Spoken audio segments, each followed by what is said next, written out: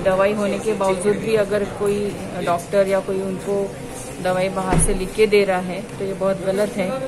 और ऐसा अगर समझ में आ गया तो एक चौकसी समिति अपन ने बिठाई है, उसमें अगर ऐसा कुछ सामने आए तो उनके विरोध में कार्रवाई की जाएगी।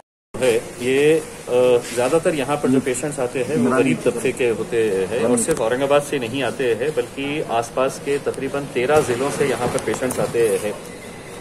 मैं सबसे पहले तो घाटी हॉस्पिटल के पूरे स्टाफ का, चाहे वो डॉक्टर्स हो या स्वीपर्स हो या नर्सिंग स्टाफ हो, जितने भी लोग यहाँ पर दिन और रात मेहनत कर रहे हैं, मैं उनका तहे दिल से शुक्रिया अदा करता हूँ कि पिछले 3 महीनों से ये बहुत शिद्दत के साथ मेहनत कर रहे हैं, काम कर रहे हैं।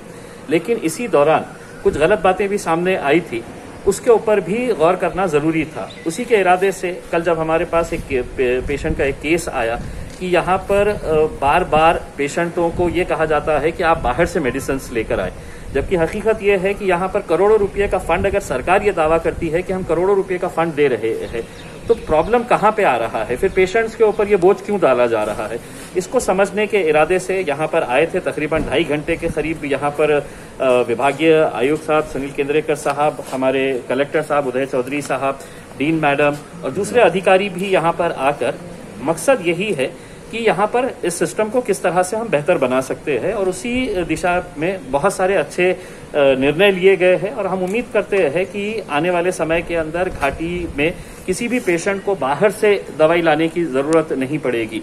जहां तक इस केस के बारे में बात है, ये साबित हुआ है कि मतलब कहीं ना कहीं किसी न किसी से गलती हुई है। अब अगर अकाउंटेबिलिटी अगर हम फिक्स नहीं करेंगे तो एक मैसेज इस तरह से जाएगा कि आप गलत कामों को हम प्रोत्साहन दे रहे हैं। अब इतने बड़े बड़े जब अधिकारी आए हैं, हम लोग आए हैं यहाँ पर, तो किसी न किसी के ऊपर एक अकाउंटेबिलिटी फिक्स करके उनके खिलाफ एक्शन होना है। एक्शन का मतलब ये नहीं है कि उनके ऊपर बहुत सख्त कर, दूसरे लोगों को ये मैसेज जाना चाहिए कि ये गरीबों के लिए बनाया हुआ हॉस्पिटल है, और अगर गरीबों के साथ कोई छेड़छाड़ होगी तो यकीनन उसकी दखल ली जाएगी। ये मकसद था। आपकी डिमांड क्या है अभी कल की? देखिए, कैसा है कि सिस्टम इम्प्रूव होना ये जरूरी है। किसी एक अधिकारी को निकाल के उनको सस्पेंड करके अगर सिस्टम का हल अगर होता होगा तो मैं समझता हूं ये मुमकिन नहीं है। आज हमने बहुत सारे विषयों के ऊपर चर्चा की है, डिस्कस किया है, और अगर ये सिस्टम अगर आगे चलता रहेगा, ऐसा ही चलता रहेगा, शिकायतें आती रहेगी, तो यकीनन किसी न किसी के ऊपर ये अकाउंटेबिलिटी फिक्स की जाएगी। ठीक है। जो कल खासदार साहब ने रेज किए थे तो वो उसका कॉग्निजेंस लेना था, और उसके बाद में और कुछ चीजें सुपर स्पेशलिटी में और कुछ दिक्कतें हैं, कुछ प्रॉब्लम्स है, सबके बारे में चर्चा हुआ है। चर्चा निकल के सोल्यूशंस भी निकले हैं। बहुत सारी चीजें अभी रेक्टिफाई करना जरूरी है। डीन मैडम को और कलेक्टर साहब को भी हमने बताया है कि कलेक्टर साहब को यहाँ इंचार्ज बोल के कि वही ध्यान रखने घाटी को मदद करने के लिए, तो वो तो अपना काम बहुत बखूबी ढंग से कर रहे हैं।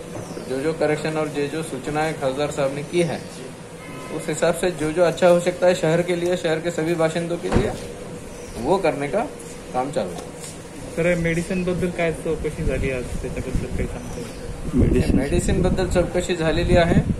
जे मेडिसिन अवेलेबल आहे आणि अवेलेबल असताना जे मेडिसिन वापरल्या मागून गेलं त्याच्याबद्दल जिल्हाधिकारी साहेब चौकशी करून कारवाई करतील। तो तू बोल।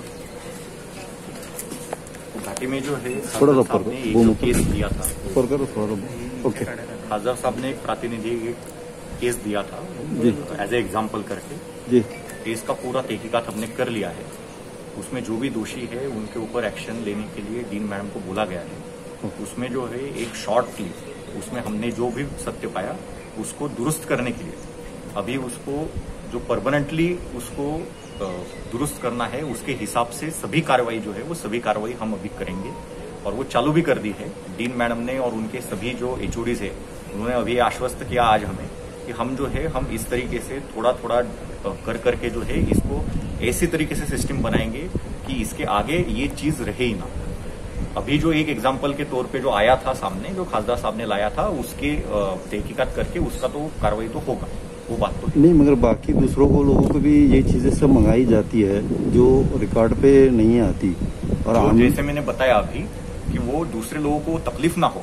एक तो बात है कि जो सामने आया उसके ऊपर एक्शन, और दूसरी बात है कि ऐसे ना हो इसके लिए एक सिस्टम सेटअप के लिए जो है सिस्टम सेटअप के लिए भी हमने अभी घाटी ऍडमिनिस्ट्रेशन के साथ में जो है वो करने का तय किया. औषधी आहे सर आता अवेलेबल पुरेशी सध्या मग इथे डीन मॅडम जे आहे डीन मॅडमने आता सांगितलेलं आहे ज्या ज्या औषधी आता अवेलेबल नाहीत त्याच्याकरता जे लोकल परचेसचे अधिकार आहेत डीन मॅडमकडे ते वापरणार. वो 40,000 का इंजेक्शन का मामला क्या हुआ वो क्लियर कुछ? उसके बारे में हमने खासदार साहब को बोला है. खासदार साहब से जो है उसके डिटेल्स हम लेंगे. जैसे हमें डिटेल्स आते हैं उसकी भी इंक्वायरी करेंगे और उसमें किसी को बख्शा नहीं जाएगा. Okay, thank you sir.